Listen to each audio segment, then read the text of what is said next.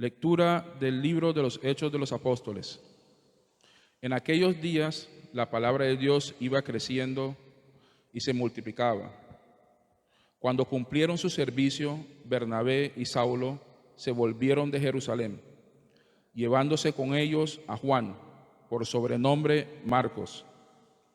En la iglesia que estaba en Antioquía había profetas y maestros: Bernabé, Simeón, llamado Niger, Lucio, el de Cirene, Manahén, hermano de leche del tetrarca Herodes, y Saulo. Un día que estaban celebrando el culto al Señor y ayunaban, dijo el Espíritu Santo: apártenme a Bernabé y a Saulo para la obra a que los he llamado. Entonces, después de ayunar y orar, les impusieron las manos y los enviaron. Con esta misión del Espíritu Santo bajaron a Seleucia y de ahí zarparon para Chipre. Llegados a Salamina, anunciaron la palabra de Dios en las sinagogas de los judíos. Palabra de Dios. Te alabamos, Señor. Nosotros aún no hemos terminado de descubrir el enorme poder que tiene ese don, esa posibilidad de nosotros poder hablar, de poder comunicarnos a través de la palabra. Desde niños, sencillamente nos enseñan a pronunciar palabras, a repetir sonidos, pero llega un momento en que de pronto ya esas palabras dejan de tener todo el significado que deberían tener y sencillamente emitimos vocablos, armamos frases, pero llega un instante en que ya esas frases no siempre dicen lo que uno quisiera transmitir a través de ellos. La palabra es tan poderosa que justamente a través de la palabra fue que Dios hizo el universo, hizo el mundo. Y dijo Dios. Y cada vez que Dios decía, las cosas que Dios decía se cumplían. A través de la palabra Jesús hacía los gestos más prodigiosos, resucitar muertos. Decía sencillamente: a ti te digo, levántate. Lázaro, levántate. Lo hacía a través de la palabra. Cuando iba a sanar a un enfermo, lo hacía a través de su palabra. Quiero, queda sano. El día que nosotros recuperemos el valor que tiene la palabra, vamos a ser mucho más cuidadosos en la forma como nosotros hablamos y la manera como nos comunicamos. En el Evangelio se nos narra cómo fue el proceso de crecimiento de la iglesia. Dice la Sagrada Escritura que la palabra de Dios iba creciendo y se multiplicaba. La iglesia crece por la predicación. La iglesia crece por la palabra. Dice que los discípulos de Jesús salieron a predicar. Lo que ellos salieron a dar a las comunidades fue una palabra. A veces nosotros escuchamos o pensamos que el servicio de la iglesia tendría que ser eminentemente social, como que socorrer a los pobres, a las viudas, dar de comer a los hambrientos. Miren, ese trabajo social es una derivación de la construcción de la iglesia, pero no es el trabajo inicial con el que se empieza a construir el reino de Dios. El reino de Dios se construye a través de la palabra. Por ahí empieza.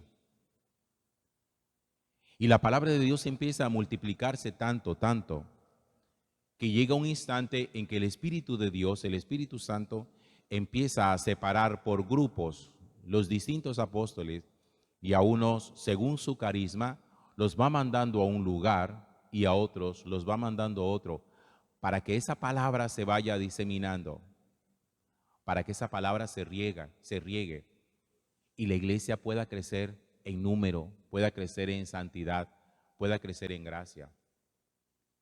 ¿Cuántas veces nosotros hemos escuchado en algún momento que lo hemos necesitado una palabra precisa, oportuna? Era una palabra lo que nosotros necesitábamos y llegó justo a tiempo. ¿Cuántas palabras a nosotros nos han construido, nos han edificado, pero también cuántas palabras nos han hecho daño, nos han destruido. Por eso, siempre es bueno ser muy vigilantes y tener conciencia de eso, de la capacidad que tenemos para destruir o que tenemos para construir, para levantar, para edificar, pero también para derribar. El apóstol San Pablo en la carta a los Efesios también dice lo siguiente: no salga de tu boca palabra desedificante. Hay muchas cosas que nosotros hemos normalizado, que nos hemos acostumbrado tanto a ellas, que nos parecen que hacen parte como de la vida, como que así es. Murmurar es una cosa que hemos normalizado y nos parece que no hay problema en ello. Vulgarizar el lenguaje al punto de que le hemos puesto música a la vulgaridad y cantamos vulgaridades y es una cosa que nos parece graciosa, las cantamos, las repetimos y pareciera como que no hubiera ningún problema. Las palabras que nosotros decimos a nuestros hijos para levantarlos o para destruirlos. ¿Cuántas veces una palabra ha aplastado el ánimo o el entusiasmo de alguno de los miembros de nuestra familia? Ahí está también el poder co-creador que Dios nos ha dado a nosotros. Por eso siempre deberíamos ser muy cuidadosos y muy atentos y deberíamos hacer el ejercicio de aprender a desterrar de nuestra vida ciertas actitudes que con las palabras nosotros estamos permanentemente compartiendo, comunicando y haciendo. La palabra es la que sana. La palabra es la que construye. La palabra es la que conduce a la salvación. El apóstol San Pablo dice, la fe entra por el oído. La fe empieza por una palabra. Nuestros afectos los comunicamos también a través de las palabras. Con un te quiero, con un te amo, con un me importas mucho, con un pienso mucho en ti, oro mucho por ti. Todas esas cosas. Y si por lo menos de esta reflexión nos quedara a nosotros la inquietud de vamos a desterrar de nuestro lenguaje ciertas cosas que las hemos normalizado, que nos hemos acostumbrado a ellas, pero que no conducen a ninguna parte. ¿Cuántas personas heridas con sus palabras también hieren? ¿Y cuánta gente sabe precisamente que hay palabras que son precisas para poder hacer daño a alguien? Y por eso mucha gente cuando está enojada busca las palabras adecuadas, las más hirientes, para dar golpes bajos a la otra persona y poderla lastimar. El mismo Jesús va a decir también en el Evangelio de hoy, es que yo no vengo a hablar cualquier cosa, ni lo que a mí se me ocurre. Las palabras que yo les digo a ustedes son las palabras que yo le he escuchado a mi Padre. Al que oiga mis palabras, yo no lo juzgo porque yo no vine a juzgar el mundo.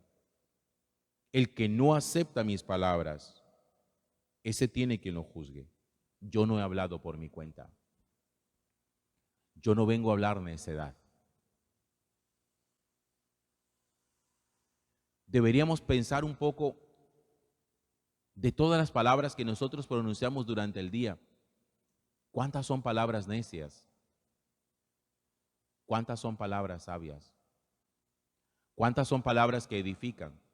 ¿A cuántos edificamos nosotros durante la jornada a través de lo que le dijimos? ¿A cuántas personas pudimos haber hecho daño? No coja a su familia, no coja a su cónyuge como una pera de boxeo. esa en la que entrenan los boxeadores, que permanentemente le golpean y le golpean y le golpean y rebota y la pera vuelve otra vez al que le golpea. Esa es la característica de la pera de boxeo. Usted la golpea, rebota y vuelve a usted. Uno no puede coger a la gente como pera de boxeo, que golpea, golpea, golpea, golpea y la gente vuelve y vuelve y vuelve y vuelve. Y uno dice, no, es que como es la persona más cercana a mí, con esas personas que son más cercanas a nosotros, uno tendría que ser todavía muchísimo más delicado, mucho más delicado, porque nadie tiene una capacidad de aguante invencible. Todos los seres humanos en algún momento decimos, ya no más. Porque nadie quiere que estén a su lado para que le agredan, para que le hagan daño. Y sobre todo nunca justificar nuestras palabras diciendo que sencillamente teníamos rabia. La rabia no es justificación para la agresión, ni física, emocional, psicológica o verbal. Es la palabra la que levanta, es la palabra la que edifica, es la palabra oportuna lo que nos puede a nosotros ayudar a evitar un conflicto, a conseguir la paz. Amén.